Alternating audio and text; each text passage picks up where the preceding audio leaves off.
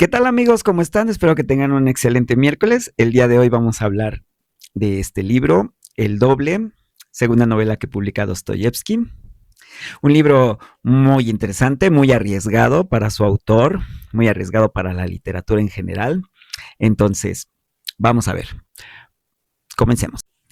Primero que nada, vamos a ponernos de acuerdo sobre qué libro vamos a leer. Así es, existen dos versiones de El Doble, una de 1846 y una de 1866. Bueno, la versión del 46 es la versión que el autor quiso dar a conocer, una versión en la que él tenía mucha fe y pensaba que iba a revolucionar el mundo de la literatura en general. Entonces, en esta primera versión, el subtítulo lleva por nombre Aventuras del señor Goliathkin. Consta de 14 capítulos y cada capítulo va acompañado con un subtítulo jocoso y exageradamente largo. En la versión del 66, el subtítulo cambia, ahora es Poema de Petersburgo y se reduce a 13 capítulos porque se fusionan el capítulo 10 y el capítulo 11. Y finalmente, pues los subtítulos de cada capítulo son eliminados. Así, tal cual. Entonces, si ustedes tienen dudas sobre cuál versión han leído, cuál versión es la que poseen, solo tienen que revisar cualquiera de estos tres elementos y con ello lo sabrán. Supuestamente las únicas ediciones editoriales que constan con la edición de 1846 son Eterna Cadencia, que pueden ver en la pantalla, y Alba Editorial. Aunque probablemente ya las otras editoriales ya se hayan actualizado, ¿no? Entonces, pueden poner en los comentarios qué editorial tienen y cuántos capítulos para que ustedes lo chequen. Yo chequé la versión de Alianza del 2005, 2004 me parece, y estaba recortada, entonces ahí, ahí les dejo el dato. Lo primero que tenemos que hacer es ponernos de acuerdo sobre qué libro estamos leyendo. Las influencias directas de Dostoyevsky para esta obra son dos. En primer lugar encontramos a Hoffman, y bueno, aquí Joseph Frank nos regala dos textos por si alguno de ustedes está interesado en analizar la relación entre los personajes de Hoffman y Dostoyevsky. Entonces aquí tenemos dos referencias bibliográficas muy buenas. Y bueno, en segundo lugar, pues tenemos a Nikolai Gogol con estas tres historias que son una muy a las que Dostoyevsky hace muy clara referencia, ¿no? En primer lugar, pues la nariz es la historia de este órgano del cuerpo que de pronto toma conciencia, autoconciencia, desarrolla autoconciencia, se separa del rostro de su dueño y sale volando en busca de aventuras. En segundo lugar, pues encontramos el diario de un loco, en donde un funcionario, al igual que Goliathkin, se enamora de la hija de su jefe y al ser despreciado por esta, pues se vuelve loco. Y finalmente tenemos el texto de Las Almas Muertas, cuyo subtítulo es Las Aventuras de Chichikov, una clara referencia que hace Dostoyevsky cuando como subtítulo pone Las Aventuras de el señor Goliathkin. Y estas son las dos grandes fuentes de inspiración para Dostoyevsky y escribir El Doble. Ahora, voy a hablar del doble del contenido, si no lo han leído ustedes, les recomiendo leanlo, es muy bueno, es muy bueno. Y ahora sí, lo que voy a hacer a continuación es hablarle de dos interpretaciones que yo hago del doble. Son interpretaciones muy personales que tienen que ver con pues los libros que yo he leído, con las cosas que yo he vivido. Entonces, si algo les suena raro, les parece extraño, pues tiene todo su derecho, porque todos somos diferentes, todos tenemos derecho a pensar de forma diferente. Entonces, les aviso que estas dos interpretaciones son muy extrañas, pero tengo mis razones para interpretarlo así, ¿no? Estas son las cosas en las que me hizo pensar el doble mientras lo leía. Entonces, vamos a ver. Y bueno, de mis dos interpretaciones a la primera versión de El Doble de Dostoyevsky, tenemos lo siguiente. En primer lugar, lo que yo llamo realismo mágico antes del realismo mágico. sí, muy extraño. Y en segundo lugar, El primer Quijote de Dostoyevsky. Y bueno, vamos a ver qué razones tengo para este tipo de interpretaciones. Con respecto al realismo mágico antes del realismo mágico, pues recordemos la influencia de Gogol y su cuento La nariz, ¿no? Cómo esta parte del cuerpo humano se desprende y se va a buscar una aventura, así como que muy fantástico, muy fantástico. Pero, pero también está este elemento en donde se mezcla lo realmente mágico, lo realmente fantástico y a lo que nadie le toma importancia, ¿no? Como ocurre con el realismo mágico, en donde, bueno, aquí en América Latina, pues estamos acostumbrados a las cosas más extrañas y después lo vemos normal. Y eso se vio reflejada en nuestra literatura. Pero para la época de Dostoyevsky, pues eso realmente fue pues una innovación de Dostoyevsky. Este hecho de imaginarnos que en realidad existe un doble. O sea, aquí vamos a asumir que el señor Goliathín menor tiene una existencia real y que todos lo ven y que nadie dice nada, a nadie le sorprende. Entonces, eso realmente puede interpretarse como realismo mágico antes del realismo mágico. El realismo mágico pues surge aquí en América Latina a mediados del siglo XIX, del siglo XX, en 1900 y tantos, ¿no? Dostoyevsky está escribiendo a mediados del siglo XIX, entonces son 100 años antes, está vaticinando lo que sería el realismo mágico. Y bueno, tiene todos esos elementos. Imaginemos que realmente hay un complot en esta interpretación, hay un complot alrededor del señor Goliathín y todos hacen un pacto con el demonio para crear a un señor Goliathín menor que reemplaza al primer señor Goliathín. Al final, pues el pago al demonio es el alma del señor Goliathín, por eso se lo llevan, ¿no? Al infierno en un carruaje de fuego. Es, o sea, usemos la imaginación, concedámosle todo este realismo fantástico al doble de Dostoyevsky y veámoslo así, ¿no? Entonces sí, es posible leerlo así. Esto me hace recordar mucho a una película que vi hace mucho, Complot en la calle Arlington, ¿no? En donde un hombre cree que todo el mundo realizó un complot en su contra, ¿no? Y es impresionante cómo se desarrolla la película. Véanla, es muy buena, es muy interesante y les va a hacer sentido todo lo que estoy diciendo en este momento. Pues, principalmente esa es una de las razones por las cuales me inclino a esta interpretación de el doble, ¿no? Del señor Goliathín menor como un ente real y producto tal vez de un pacto con el demonio, ¿no? Que es lo que nos da a entender al final del texto. En las dos versiones, sobre todo en la segunda, pero en la primera también hace esta alusión. Y bueno, respecto a mi segunda interpretación de que el doble es el primer Quijote de Dostoyevsky, bueno, primero hablemos un poco de la relación de Dostoyevsky con este grandioso libro de Cervantes. La referencia más clara y de la que disponemos viene en el diario de un escritor. En su artículo de septiembre de 1877, Dostoyevsky habla de lo maravilloso que es el Quijote, de cómo todos los estudiantes de Rusia deberían leerlo y aprender de él, y de cómo este libro pues justifica la existencia de la humanidad sobre la faz de la Tierra. O sea, tan increíble es este libro para Dostoyevsky que nos hace esas recomendaciones grandiosas, ¿no? La segunda referencia clara que tenemos viene en El Idiota, cuando el personaje principal, el príncipe Mishkin, pues está creado a partir de dos grandes personalidades de la humanidad, ¿no? La primera, pues, es Jesucristo, ya sabemos, Dostoyevsky era un cristiano acérrimo, fiel creyente, y la segunda, pues, obviamente, Don Quijote.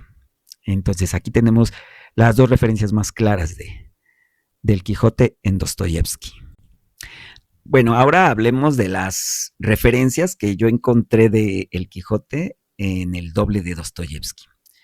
En primer lugar, pues ya habíamos hablado de esto, lo que son los subtítulos de los capítulos, los exageradamente largos subtítulos, en donde pues nos describen todo lo que va a pasar en la vida del señor Goliathkin de una manera jocosa, muy divertida, muy singular, satírica, podríamos decir.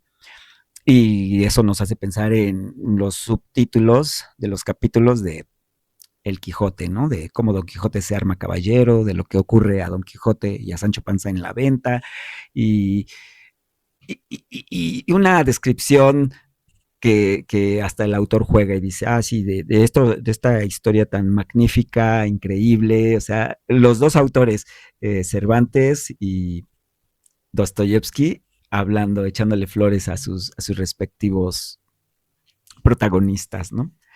Y bueno, tenemos esta referencia. Vamos a ver, vamos a hablar de esto más adelante, pero por el momento esta referencia clara. Bueno, y el segundo elemento podríamos mencionar al narrador, ¿no? Un narrador en ambos textos de lo épico, ¿no? De lo épico burlesco, porque se burla, ¿no? En Cervantes, pues tenemos que Cervantes en realidad es un compilador del Quijote, ¿no? Él compila una serie de pergaminos o de cosas, de textos que le está traduciendo un morisco y este texto que está traduciendo lo escribió un árabe, Cide Hamete Benengeli o Berenjena, dice Cervantes, y este árabe pues vivió hace mucho y curiosamente estaba escribiendo sobre un español contemporáneo de Cervantes, ¿no? De ahí de 1600, principios de 1600. Entonces, Cervantes toma cierta distancia de su personaje, pero también el narrador, la voz del narrador es así de nuestro gran héroe, el gran caballero, el valeroso Don Quijote, pero siempre con tono de burla, se nota claramente este tono de burla. Y en Dostoyevsky también está el tono de burla, ¿no? Siempre nos hace referencia al señor Goliathkin, nuestro héroe, el gran señor Goliathkin, el que todo puede. Pero este narrador va evolucionando. Al principio de la novela sí habla se hace sus referencias, ¿no? A nuestro héroe, le hace fiesta. Y al final, pues ya dice, las aventuras del señor Goliathkin, las inverosímiles aventuras del señor Goliathkin que nadie puede creer, ¿no? Entonces, sí, es este tono burlesco de ambos autores hacia sus personajes. Bueno, este narrador satírico pues tiene su función, ¿no? En Don Quijote pues es la sátira a los libros de caballería, como el Amadís de Gaula y todos esos textos que le sorbieron los sesos a Don Quijote, a Alonso Quijano, ¿no?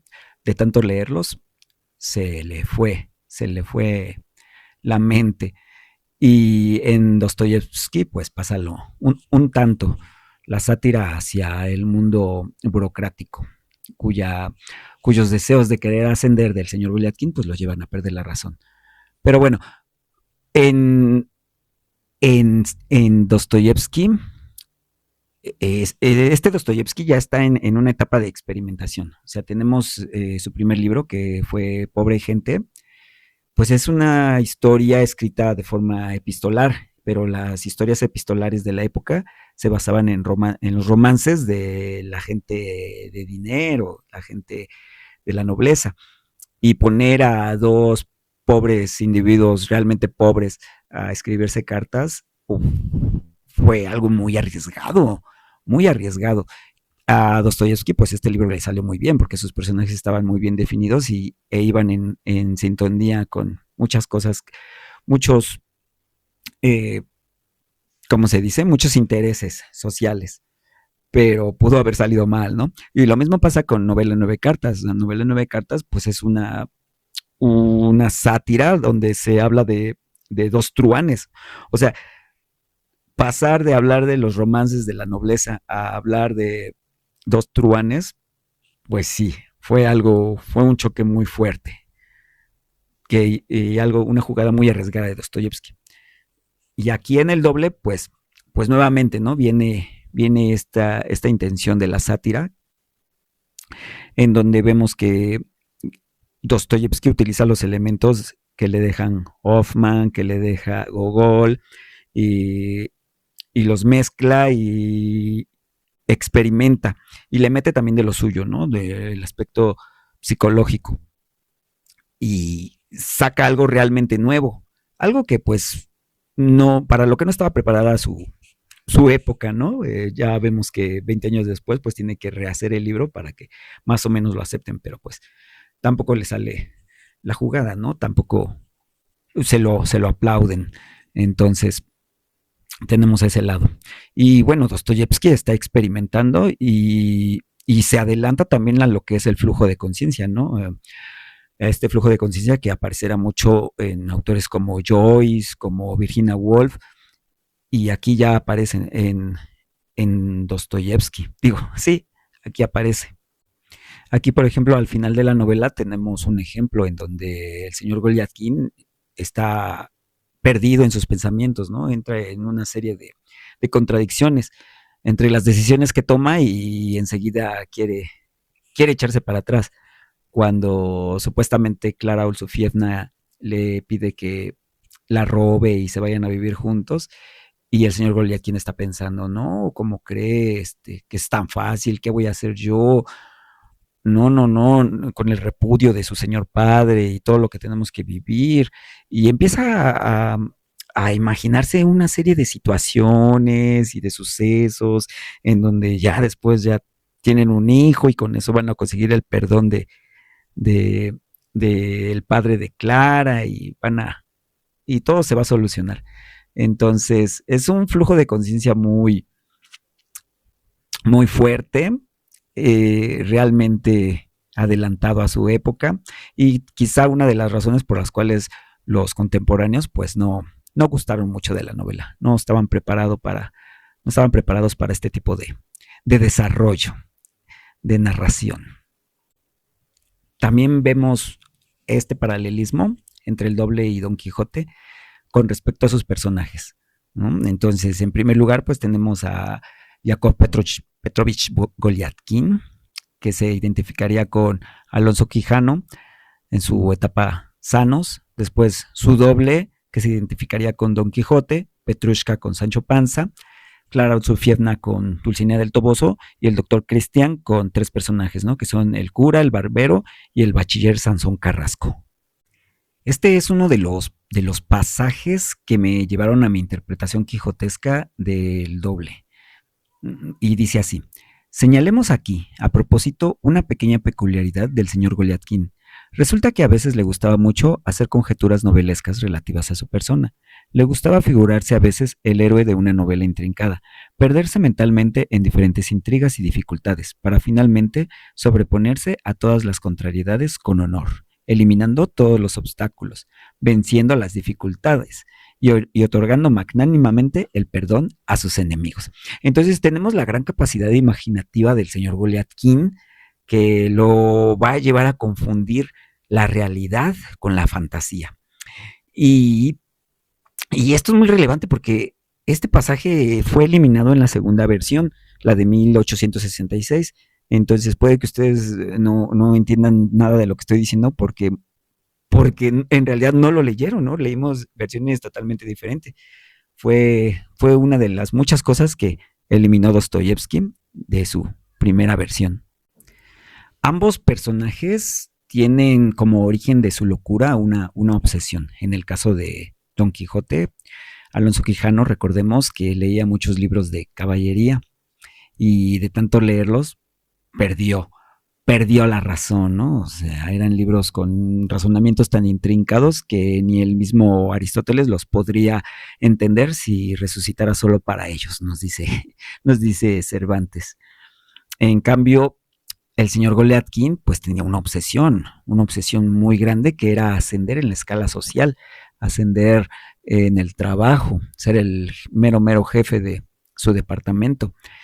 y esa ambición que al mismo tiempo era un poco irreal dadas sus capacidades y dotes naturales, el no poderlo conseguir lo llevó a una frustración que le hizo perder, que le hizo perder la razón, ¿no?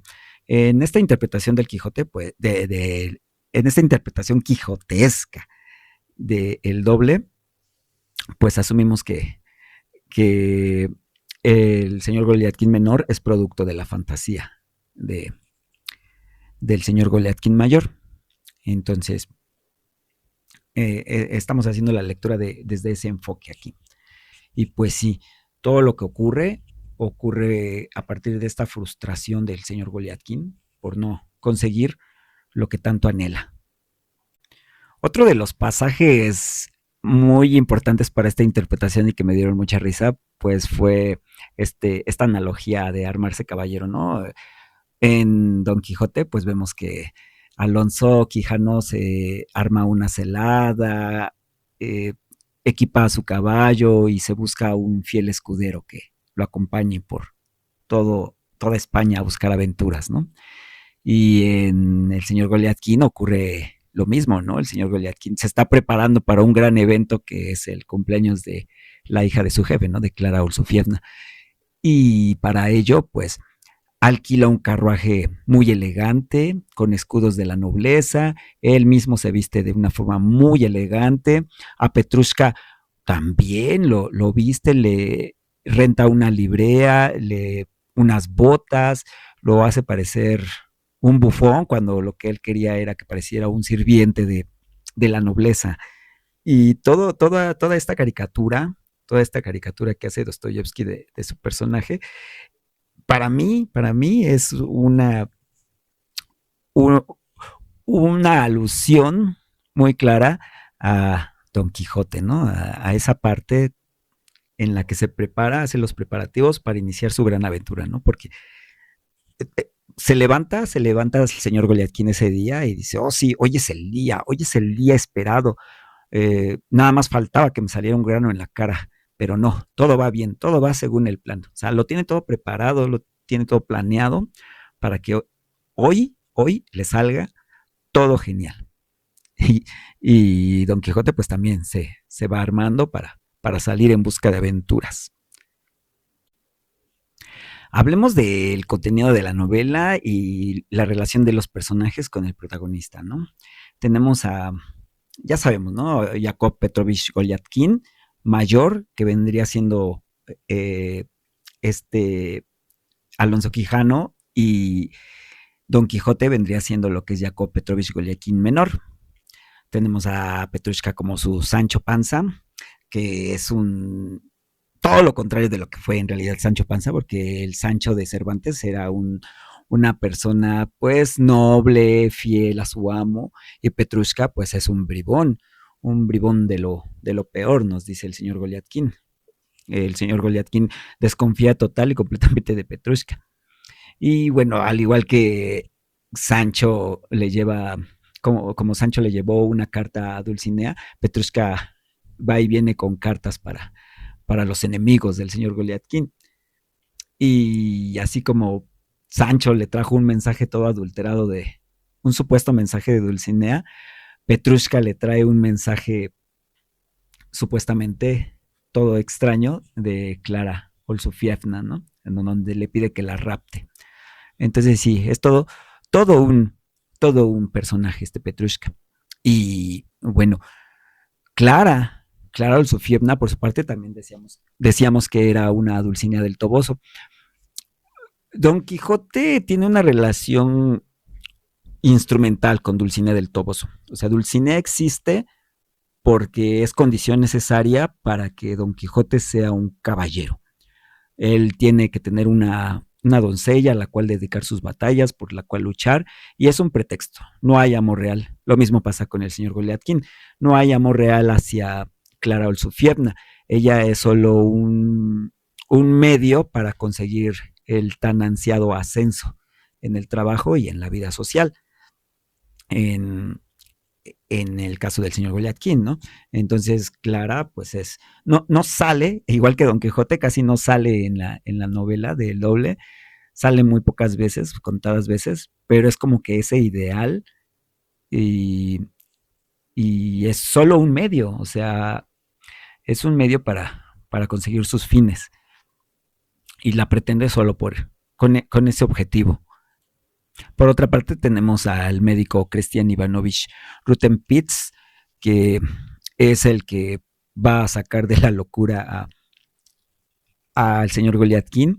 Es extraño cómo el señor Goliathkin al inicio de la novela presiente que algo está mal con él, ¿no? Se siente mal de alguna manera, pero no sabe cómo, en qué sentido exactamente.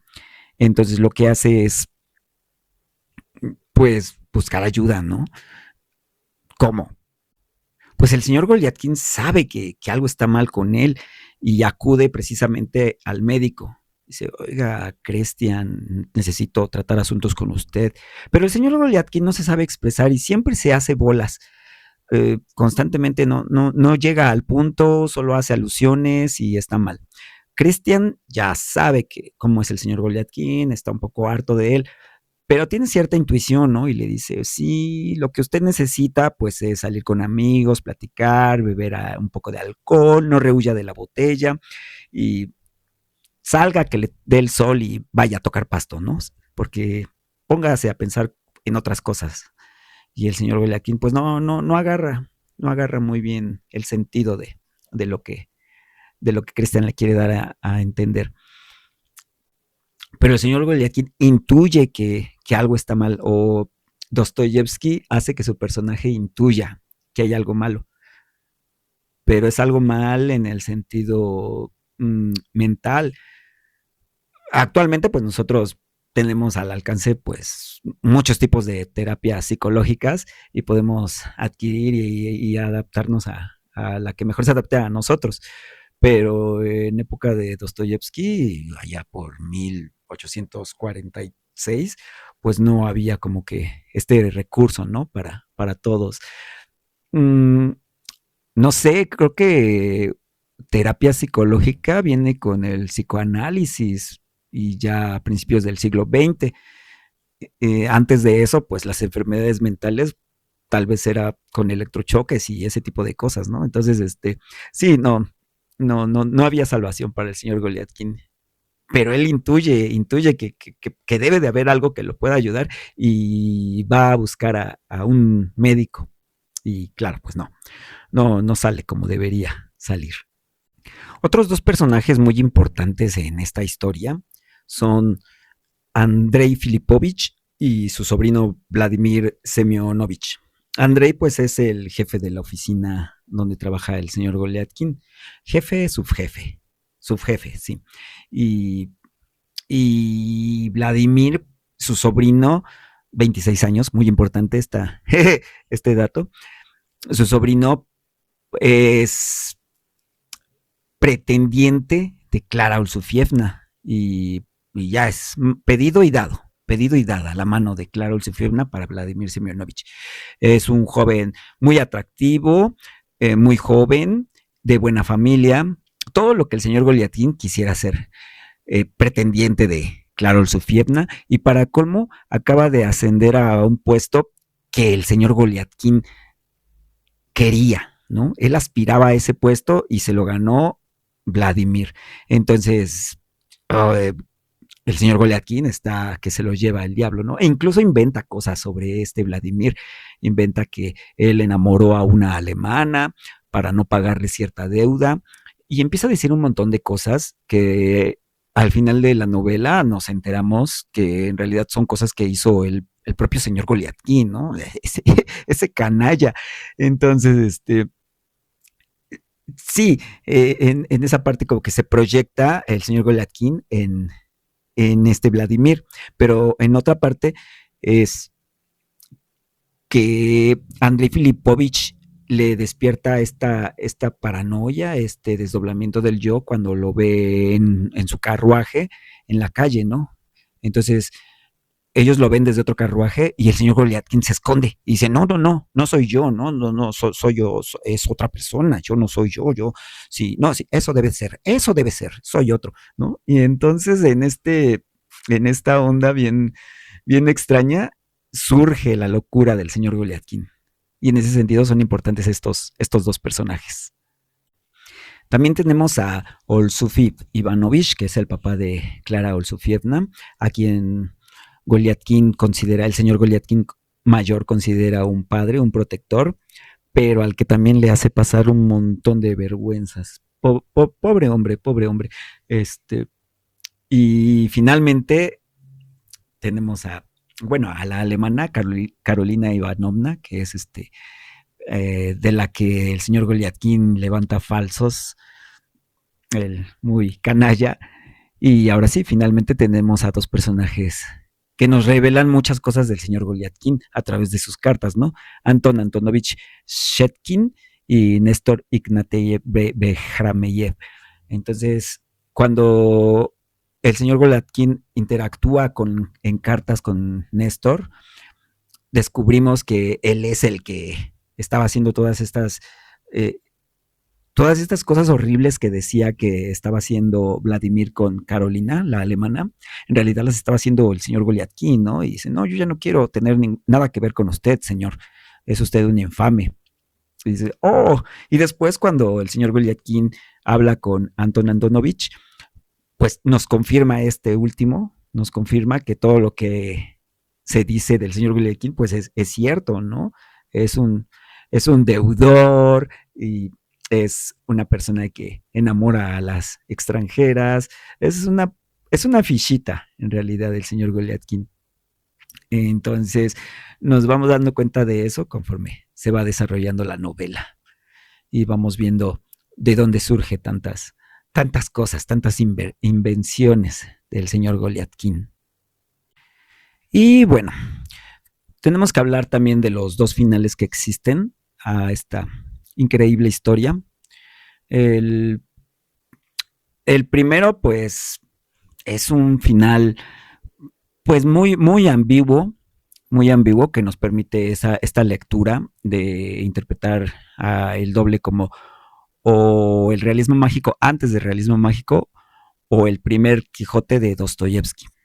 Porque no sigue estando esta lucha, esta ambigüedad entre si realmente es algo fantástico, algo que realmente ocurre, o se trata de algo que solo ocurre en la mente de el protagonista, ¿no? Del señor Goliathkin, y si todo es derivado de su locura. Está muy, muy, muy fuerte esta ambigüedad.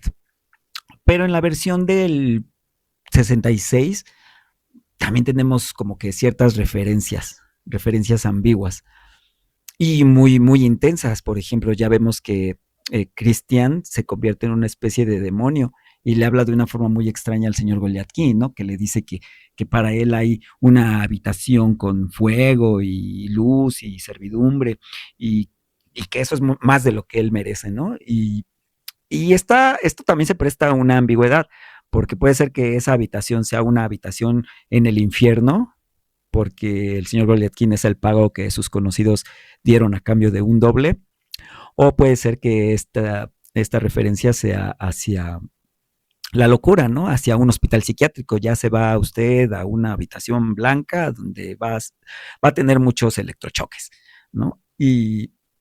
Está fuerte la ambigüedad en esta parte de la versión del 66. Pero en ambas versiones Dostoyevsky nos, mm, nos pega como lectores, porque al final hace que su personaje se dé cuenta o de que todo fue un complot y empieza a pensar en la trampa que le hicieron Christian y el farmacéutico y que según eran quienes lo iban a ayudar, pero en realidad son los que terminan condenándolo al firmar una carta en su contra.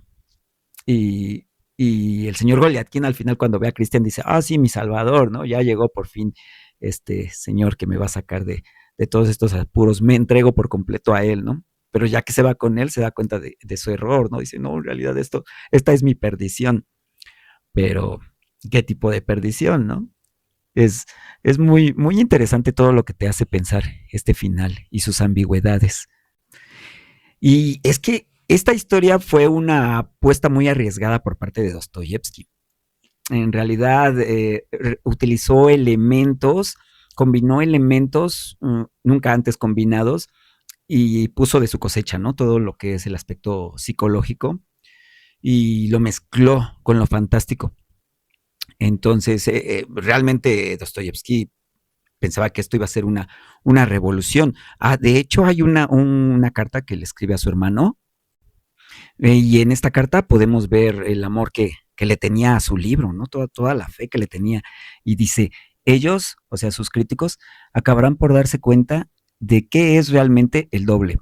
¿Por qué habría yo de abandonar una idea tan grandiosa en cuanto a su importancia social y que yo fui el primero en descubrir y proclamar? Entonces, bueno, esto lo escribe en el 59, antes de que haga sus correcciones del 66. Y recordemos que Dostoyevsky está en su primera etapa de escritor, ¿no? En su etapa de experimentación.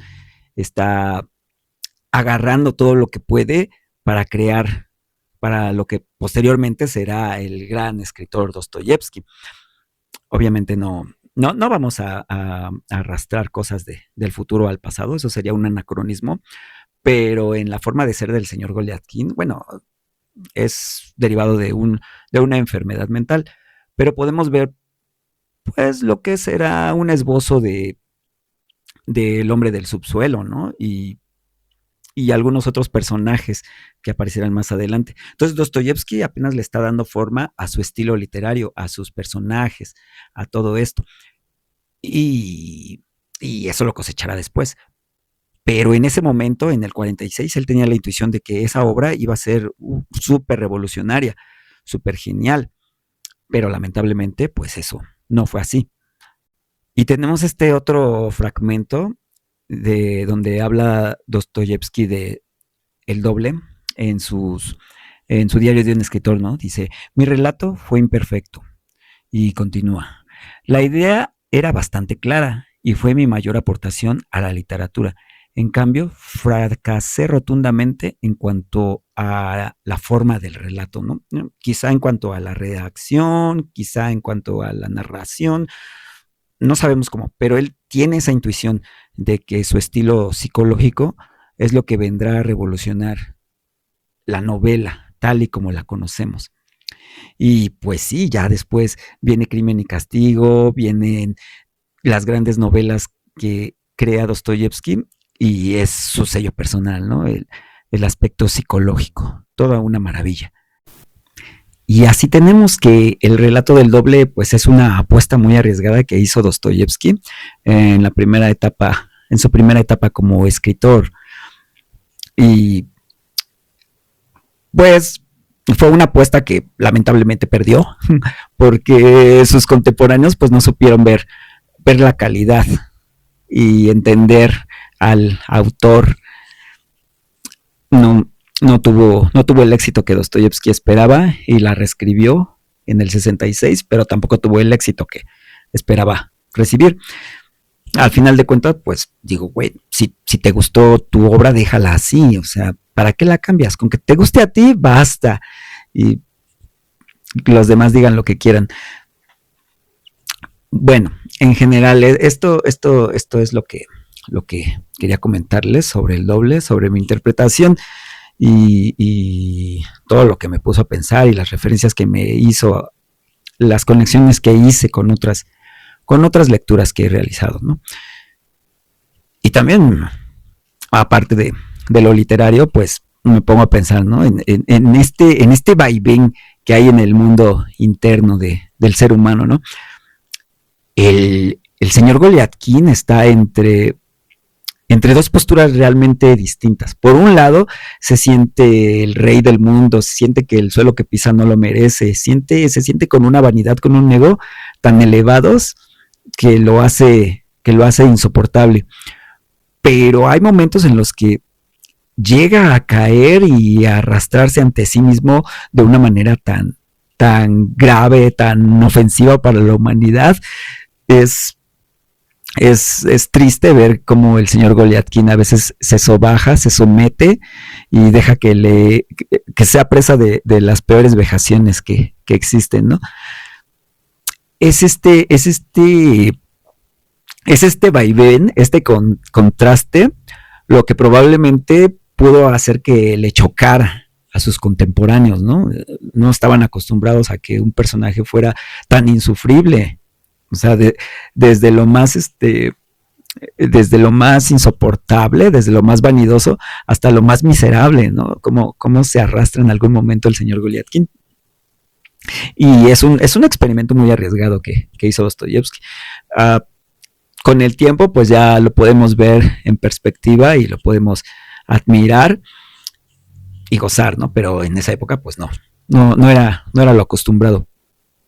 Y bueno, incluso, no sé, en la época actual, tal vez haya personas a las que no les guste ese tipo de contraste emocional, ver al personaje sufrir todo ese tipo de atropellos y de cometerlos también, ¿no? Es algo que choca, que impacta, que hace que surjan emociones no placenteras, sino otro tipo de emociones.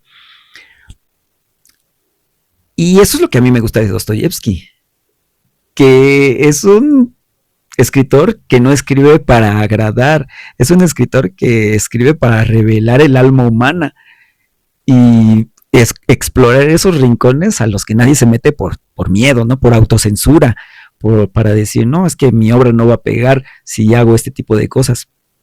Pero Dostoyevsky se arriesga y se mete, y más adelante con el señor Proharshin y con otros cuentos que también son muy algo pesaditos y fuera de lo común, Dostoyevsky hace que el lector se sienta de una manera que quizá no desee sentirse. Eso es de las cosas que más me encantan de este autor, que no escribe para agradar. Y bueno, chicos, pues eso es todo lo que quería decirles sobre El Doble. Hasta aquí lo vamos a dejar. La semana que viene vamos a leer El señor Proharshin, precisamente, el segundo cuento que publica Dostoyevsky. Y bueno, vamos a ver la influencia que tuvo El Doble en este cuento. Porque después del Doble, Belinsky, que era su padrino en el mundo de la literatura, le dice a Dostoyevsky, oye, no, cálmate tantito, no tienes que acortar más tus textos, no meter tanta redundancia, como que limítate, ¿no? En lo narrativo, por favor, porque a veces como que te nos vas. Y esas sugerencias pues le cobran factura en el señor Proharshin. Eso lo vamos a ver la próxima semana. Bueno, espero subir video el domingo, ¿no? Hoy es miércoles, sí me retrasé un poco, tuve una reunión social el fin de semana y estuve indispuesto 2 días, y entonces apenas vengo subiendo video, ¿no? Pero espero subir el siguiente video el domingo. Si no, pues ya lo subiré a media semana.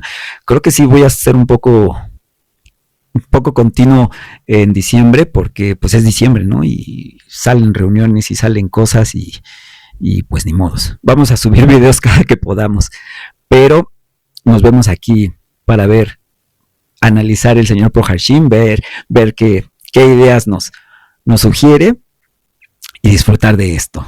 Entonces, nos vemos pronto, cuídense y que la pasen muy bien.